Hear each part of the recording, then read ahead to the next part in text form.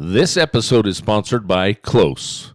With over 10 years of experience crafting hand-built composite instruments, Close provides the widest selection of premium carbon fiber instruments in the world, from acoustics to ukuleles, electrics and basses, even mandolins. When picking an instrument, Close doesn't want you to have to make a choice between performance and portability. These instruments stay in tune and intact, whether you're hopping venues or cresting mountains. Every Close instrument is plecked, which means you'll get low action and buttery smooth playability each time you pick up your instrument. Check out Close to find instruments you'll not only take with you, but ones you won't want to leave behind. All right. Hey, music lovers, welcome to Musical Miles Podcast. I'm your host, Byron Duffin. I am here with my new friend, Mars Daniels. Mars and I are in Sun Valley, Idaho, along with a few hundred of our other friends, right? Yes, sir. Hanging out at the Valley Music Fest. What a cool event this has been. The lineup is incredible. When I saw the lineup for this, immediately I reached out to Levi because obviously we do a music podcast. I'm like, there is a wealth of musical knowledge here that I want to sit down and have a conversation with. And so I reached out to Levi and Liv. They're the promoters here. And big shout out to Levi and Liv putting this thing on. What a great event.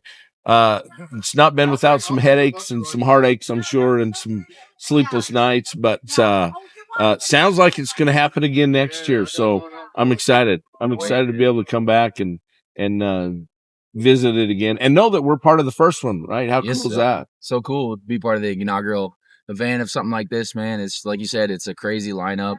It's just been so much talent here, and a lot of friendly folks just having a good time.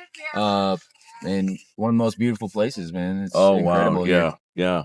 And they've been lucky. They've got by with some great weather. The weather's been almost perfect.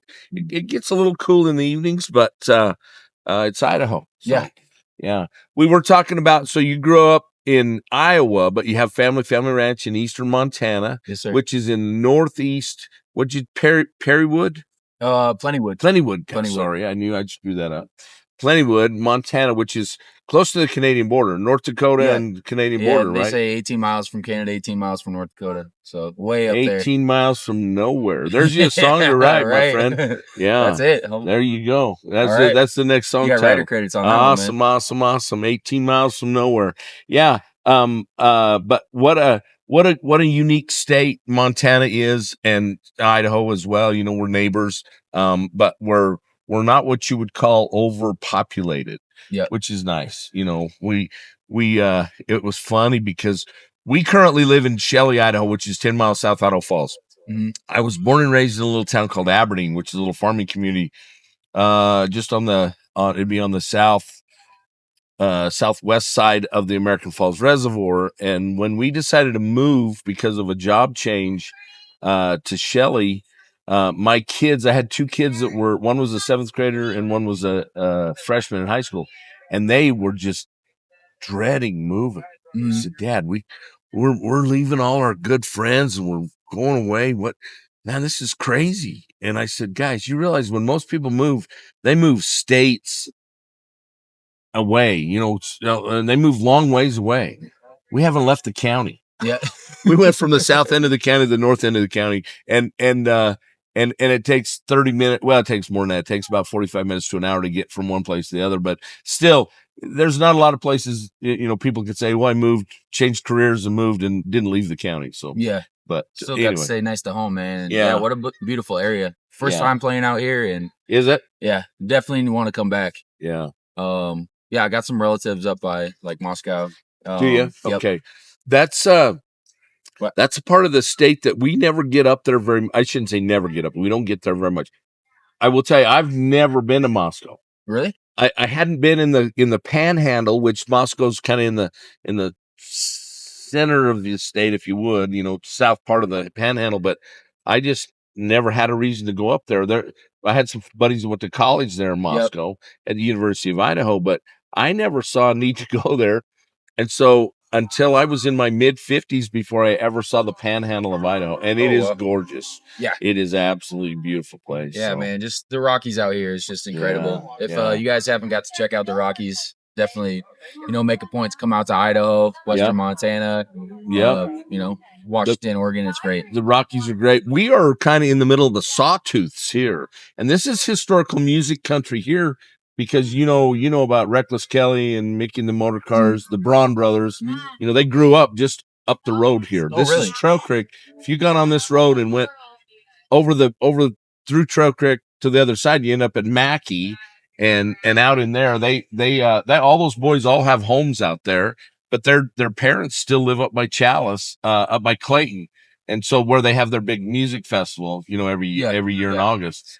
We were there again this year. That's a great festival as well. Yeah, my buddies Water Tower have played up there. Okay. They're a big ass group out of they're originally from Northern California, but they're based in Los Angeles. Okay. And I did an album with them called Outlaw Trail. Okay. Which is just kind of stuff about there's like a trail that basically goes to cattle wrestlers. Oh yeah. I used to wrestle cattle all the way from Mexico all the way up to Canada. Sure. And then there's just kind of like a known highway that the Outlaws. Yeah. And everything in Plentywood where we're from is kind of like outlaw themed and stuff like that. Oh, is it? Yeah. Okay. So right there in the area they call it the Outlaw Coolies, and a lot of them used to hold up over there.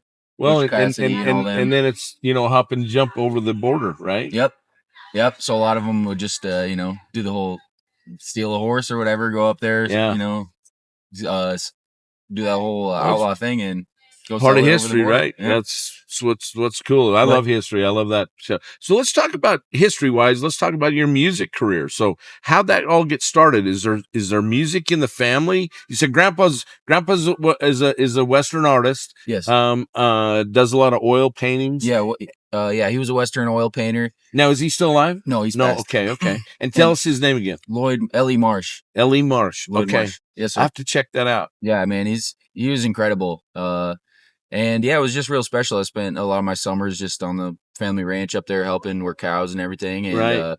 And then in his off time, then he would be in the barn or had a studio trailer set up, and he would just be painting. Yeah. And then go show at the art shows, and just super talented guy. So I didn't end up going that route, but he also played guitar. Oh, did he? He had an old Gibson guitar, and then ultimately I got to play a Gibson acoustic as well. But he was just a big influence in a lot of ways on me. Gibson's a Montana company, so yes, sir. They're represent. There you go. That's cool. We represent an Idaho guitar company, but Gibson's pretty tough to beat.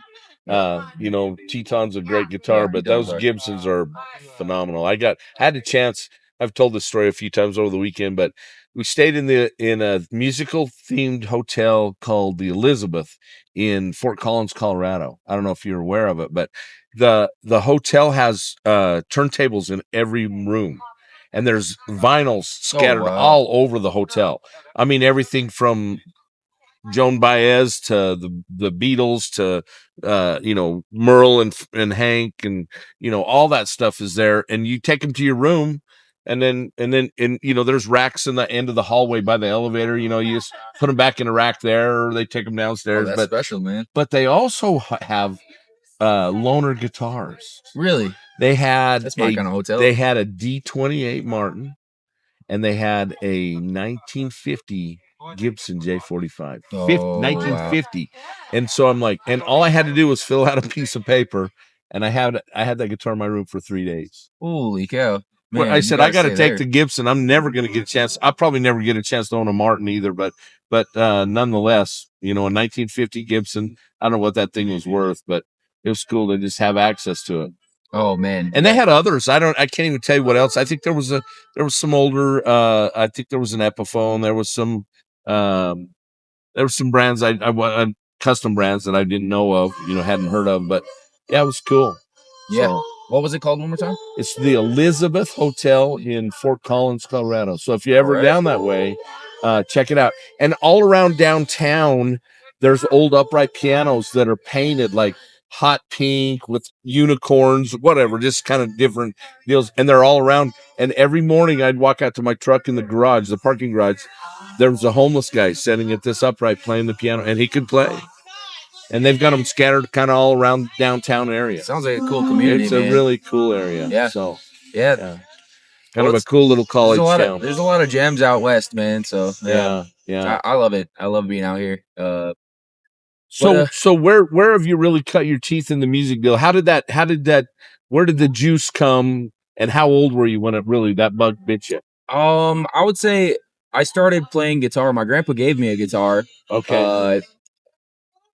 Yeah, I don't remember the brand. It was just some like a little cheapo or whatever, but I don't know. Yeah, like that bug bit me right there, and I kind of even got out of sports and everything like that. Really? Just focused on music, and I was about probably like 13. I played violin since I was like 7 or something like that. Oh, really? And yeah, you still play the violin? Yeah, I still That's play. awesome. Solo recorded on my tracks and stuff that. But yeah, I'd like to play it, work it in more live, but I don't really get to. I've been more so doing like just acoustic sets at this point. It's easier to move around, but looking to put together a band. So if anybody sees this in East Montana is interested in playing, reach out or whatever. But yeah, so I really started focusing about then. Got some bands going. My first show, I think I was like 14, was the Sheridan County Fair in Plentywood, Montana. And then just started gigging, got some bands together. So my buddy Otis over here helped me get on social media. We started doing covers, and then on that, there's an old platform called Byron. We kind of blew up on. And then I felt like we are kind of hitting the ceiling because we were selling out like 200-300 capacity venues in Iowa. Right. And so the next step was, let's move to a music city. So I went to New York, checked out the music cities and everything, and then ended up moving to LA. And then I was over there for about 8 years. Okay. And shout out Lil Eddie. He had me helping with like X Factor, America's Got Talent, making the background music. So I got into music production quite a bit. And then, shout out Caitlin and Wes, Sarah. I was like a assistant and runner for the DJ Diplo for about pushing like 4 years, something like that in Los Angeles. So really got to make some great connections. Shout out Gary Greenberg. He's an awesome drummer and music attorney in Los Angeles, a good buddy. And just was gigging, but ended up getting more into the, I guess, business side of the music, like and ended up getting a little bit burnt out on it because I just wanted to play music, and it's really like a pay to play venue place down there, and then people don't. It's very industry, and people don't just come out like a place like this to enjoy the music. And then so I moved back to Montana, and ended up just because I was pretty burnt out on the music stuff. Getting just like a blue collar job. I was working for a water pipeline company for about a year. And my cousin Shane right here, the blonde guy, he was like, bro, you got to get back to music. What are you doing? Like, you're sitting on all these recordings and these songs and everything. So I started playing gigs. It was going great. And, people were loving it. Word spreading fast. So then now, been booked 8 to 12 shows a month, all over North Dakota. So how did this happen? How'd you end up getting invited to come to the Valley Music Fest? So my cousin has a music blog who we just got to hang out with Kobe Acuff 2 nights ago.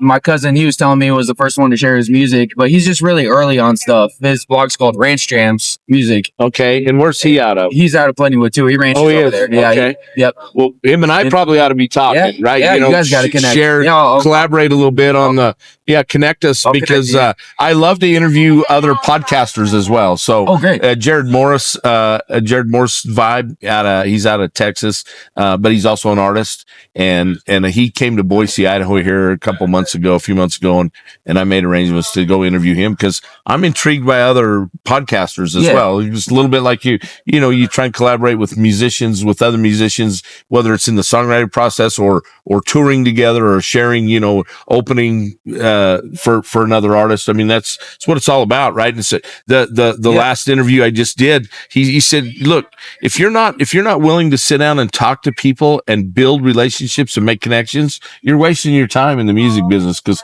that's what it's all about.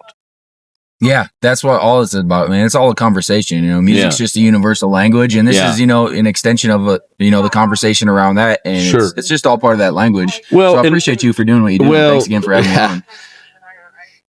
But yeah, we got to sing. It was my cousin's birthday, and so we got to Kobe sang my cousin happy birthday on a little FaceTime. So it was pretty cool. Yeah, and got to talk to Kenny Fiddler, really cool dude. Great. I've interviewed Kenny. He's a great guy. Met him in Vegas at the NFR. Yeah, and then become a fan and have followed him all for the last year. So yeah, man, I love that South Dakota, Wyoming scene. It's so cool. Yeah, I just.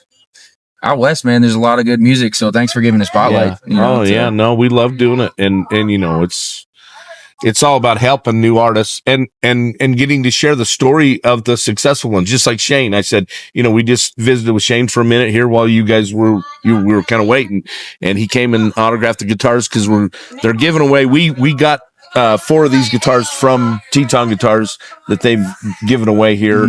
And so Shane came over to autograph them. But I just said, look, I've been a huge fan of Shane Smith and the Saints for incredible. My first experience with him, and I shared it with him right there. We saw him in Key West, Florida at Mile Zero Fest.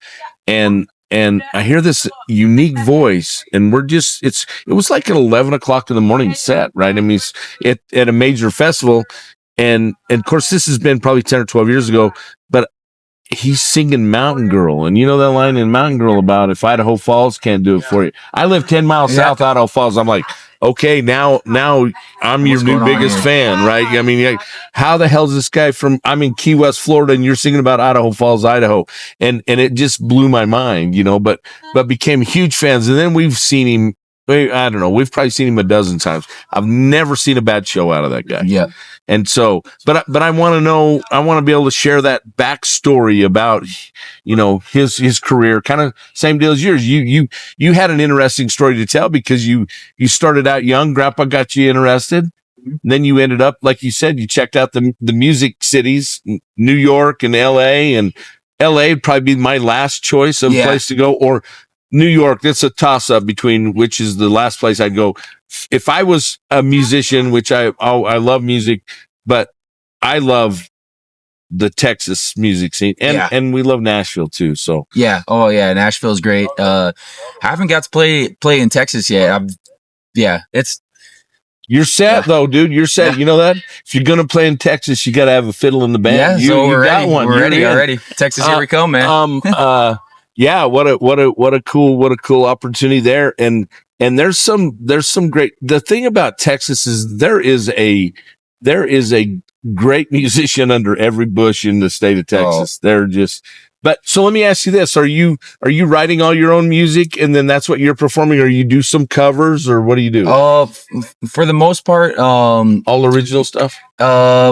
No, it's kind of like a mixture. Okay. I would say like 50-50. Here, I just did originals, just because people are here to hear the music and everything. Right. But as far as like when we've been booking shows, and people will come out and they want to dance to or hear like some of the classics and stuff like that. And I love Gene Autry and Old Hank and stuff like that too. So I mean, we do some of that stuff. And Marty Robbins, like my grandpa, he had them tapes and stuff in the truck when we go check cows. So we grew up listening to all that. A lot of that cowpokey stuff as well. So play some of that stuff, but I love the newer stuff as well. And then, like I was saying, I did production, and my cousin from Missoula. One of the reasons that I ended up going to LA was he was in like a music house down there. And Mac Miller and Bryson Tiller, and there's a label called TDE. So Schoolboy Q, Absol, a lot of rappers and stuff like that were down there in this house. But it was my buddy, or my cousin Devin, who has the Ranch Jams blog. And his high school friends, they all moved down to LA and got a house, and then it ended up being just like this hub that a lot of music. SZA was staying there, the singer. Really? Yeah. So it ended up being a really cool music hub.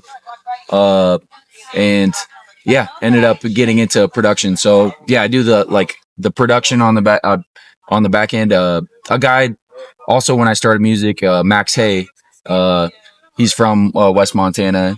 He was running sound for a country band called Common Ground in Iowa, and then he was like, hey, we started talking, and then he was like, I went to school, did Pro Tools and stuff, and I was curious about live sound and everything. So he showed me the ropes. So shout out Max. when I was like 14. So started, learned Pro Tools and Fruity Loops and music production and stuff since then. There's nothing wrong with knowing that side of the business. I mean, Yeah. honestly, because when you know going in what the sound you're after, and you know how to get it right, and you know how to tell somebody on the production side, look, no, don't do that. And I know nothing about that. That's something that I'd be interested in learning more about too, is and interviewing some studio guys. And man, we've actually introduced some big time producers. Of course, we got to interview Buddy Cannon, who is, he's produced 16 for Kenny Chesney and 20 for Willie. Yeah. So there's a guy who understands. Guys are crazy geniuses, man, in the laboratory. And it is really a laboratory. It's a sound laboratory. And to know how to bend those sounds and make them do what you want them to do, right? It's a special talent. It is a very special talent. So I think that's cool. And that would be cool to experience more of that. But really, for us, it all starts with the song. Yeah. Yeah. So that's kind of where it starts. It's usually on the acoustic guitar, and then it's usually like a core concept or something, just like you said, 18 miles from nowhere, and then branching out from there. So thanks again for that, man. Well, I'm looking forward to that one. That's going to be our next big hit, right? Yep. That's it right there. Otis, he came up with a concept for a new single coming out the 24th called Ramblin' Marlboro Man. He said, hey, we should write a song about that. And then I've got a few friends that are just, in that lifestyle. Sure. And, I'm not going to name any names, but God bless them. And it's just the guys that are so well-meaning, but they just can't quit, the addictions and just live for the party. So it's a song about them. It's a song for the Marlboro Men. Sure. And it's an anthem song, and it seems to go over super well everywhere we played it. We tried it out here, yesterday. Going to play again here today at 2:45. 2:45. Yep. And just working with that. We just dropped one called Pecan Pie, which is a story song. My buddy Raph was in town. Shout out Raph Galato. He's a young guy, 22. He's Eddie's nephew, little Eddie, and man, just an incredible, just creative and songwriter. And I lived with them for a while in LA, and just got to sit in, and that guy's just got like 10 Grammy nominations, and just to see like the workflow, how they bring the artist in, get the story, build a song and stuff like that. Yeah. It's well, crazy. It's got to be different in every aspect, whether it's the way they do it in LA, or the way they do it in Nashville, the way they do it, way that you do it in Eastern Montana, right? Yeah. And so, are you most of your original stuff, is it stuff you've written yourself, or has it been collaborative? Oh, I would say it's probably 50-50 because, I mean, I don't know. For me, it's like you were saying, like with the conversation, steel sharpens steel. So you're going to get some crazy stuff and things you had never thought of. But sometimes it's just like you're reflecting on something, and a concept just, pops in your head in the shower or whatever, or you're driving on, long drive or whatever at work or whatever. You're in your mind, and something comes to you, and then you just, it's like a journal, so it's like a therapy thing. So let me ask you that, because I talk to a lot of young songwriters that the younger ones have a tendency to do it more than, at least it seems that way, whether that's right or not. But do you journal? Do you actually sit down and write on paper, or you do it in your phone? I do that a little bit. I do it probably more so on my phone, just because I always have it on me. Yeah. But I've been trying to have the intention of doing it on paper, because I feel like there's something special about actually writing it. There's something special about pen to paper. I think it's, I don't do it. I need to do it. Because but yeah, to that, those thoughts just kind of flow. And some of them, they say, look, who was it?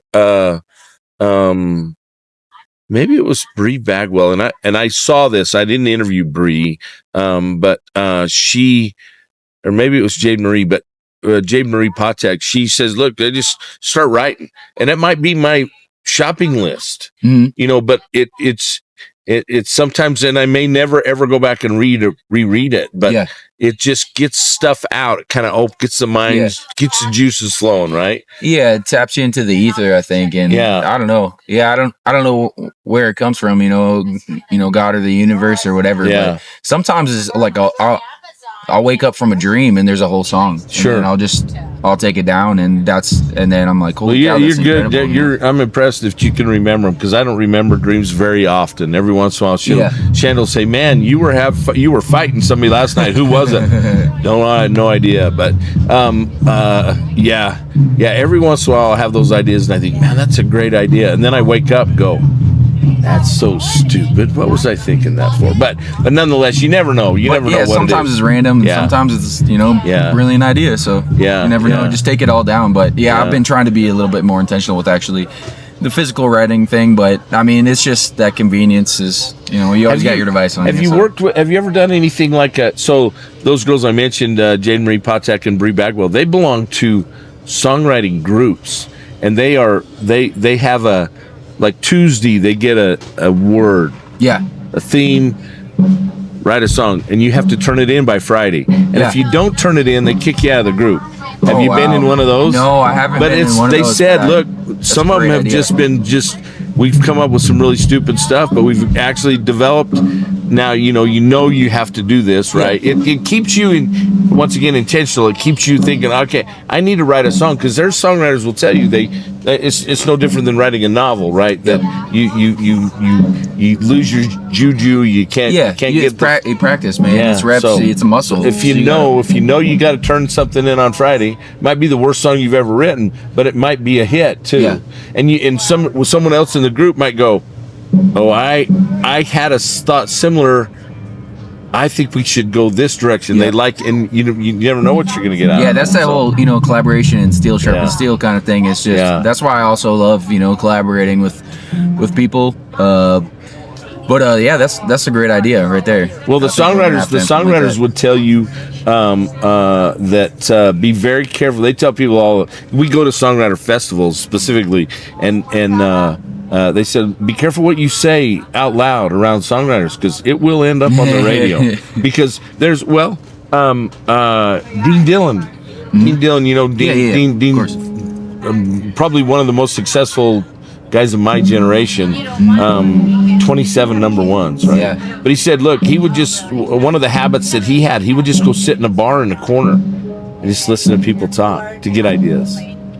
So it's crazy. It's just about capturing little moments and reflecting on it, and then that's the most organic way. But that's what I kind of do. I have like a whole thing on my phone, and it's just like if I hear anything or just anything captures my attention like that, I'm like, there's a moment, there's a concept in there. I just try to take it down, and I just have hundreds of little concepts, and then when I sit down to write and want to develop something, I get the guitar, strum some chords, go through that list, and then okay, we could develop this. Then I'll call up my buddy Sonny Deesberg, shout out Sonny, or Raph or Otis, and just or my cousin Devin, and my cousin Jared, and talk to bounce ideas. And something. Well, that's cool. And it's cool that you have cousins and friends that are close in age, that guys that you can go, man, I was thinking about this today, and and they maybe can relate, because a lot of times those songs, I see sometimes those songs that come out of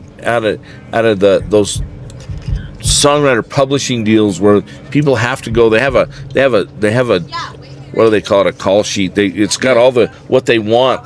These are the songs we're looking for this specific artist, and this is what you need to do to this is where we're going with this. But if it's not a lived experience, sometimes I don't think it just has as impactful. Translate, yeah. And I think you also can't wait for inspiration, man. I think you just gotta, we can take it when it happens, right? Yeah, cool. But I got a song called like I was saying, Ramblin' Marlboro Man, the 24th that's coming out. Really excited about that one. So hopefully you can catch that today and hear that. Cool. And 18 Miles from Nowhere is coming out soon. All right. Well, I'm looking forward to 18 Miles from Nowhere, because someday I'll be, hey, you know what? I helped with that. Oh, yeah. Yeah, that'll be cool. Well, listen, we appreciate you taking time to sit down with us. Grab this T-Tone guitar, would you? Yeah. And play me a little tune. Cool. It doesn't have to be a whole song. Verse to the chorus, or there's a capo on there. You got to pick. All right. You need a pick? Yeah, sure. I'll take a pick. I usually have one in my pocket, because I never know when the earth is going to strike me, which doesn't happen very often. I try and play every day. But Mostly, man, you gotta work it. yeah. Tell me about this. What's this you're thinking? All right, this song's out now. It's called Backroads, and this one is I wrote with my buddy Raph, and I was kind of feeling stuck. It was right before I had moved back to Montana. Okay. But this song just kind of helped me get a little bit unstuck, and yeah, so I hope it has that effect for everybody that gets to hear the song. But yeah, a little bit influenced as well from just that hometown, man, and trying to do something better with your life. So this one's called Backroads.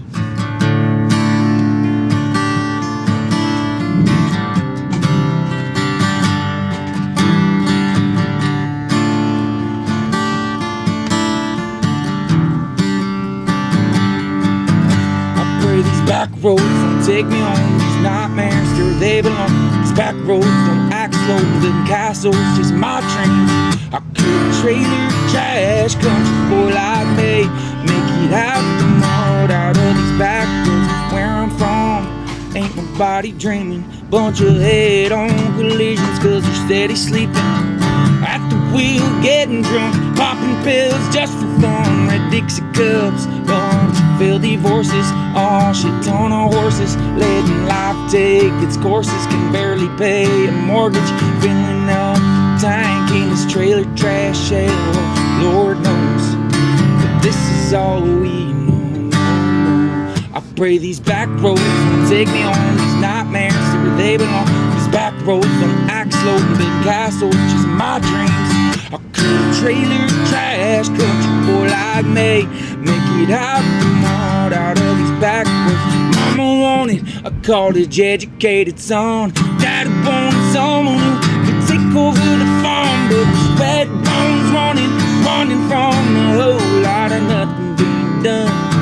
Guess in a way I'm a wayward son. Guess in a way I'm a wayward son. I pray these back roads don't take me home. These nightmares to where they belong. These back roads don't act slow. Living castles, just my dreams. I could trailer trash country boy like me. Make it out of the mud, out of these back. I pray these back roads don't take me home. These nightmares to where they belong. These back roads don't act slow. Living castles, just my dreams. I could trailer trash country boy like me. Make it out of the mud, out of these back roads.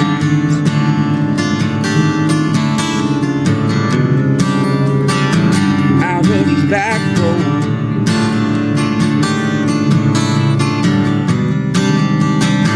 Out of these back roads.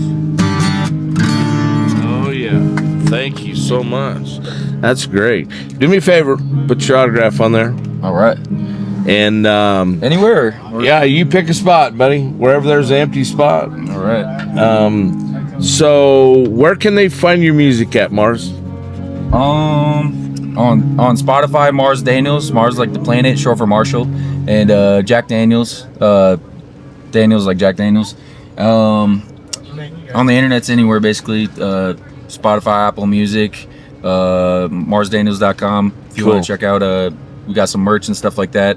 And We'll link everything in the show notes for this. So we'll make sure that all your links to your music, to your website, to your merch, all that stuff is on there. So alrighty. thank you so much. Thank you, brother. Appreciate you having me on, man. We appreciate you taking time to join us. Good luck with your show today, and it's at 2:45. 2:45, yes, sir. On the main stage. On the second stage. Second stage. Yes, sir. Okay, we'll try and make it over there. So, anyway.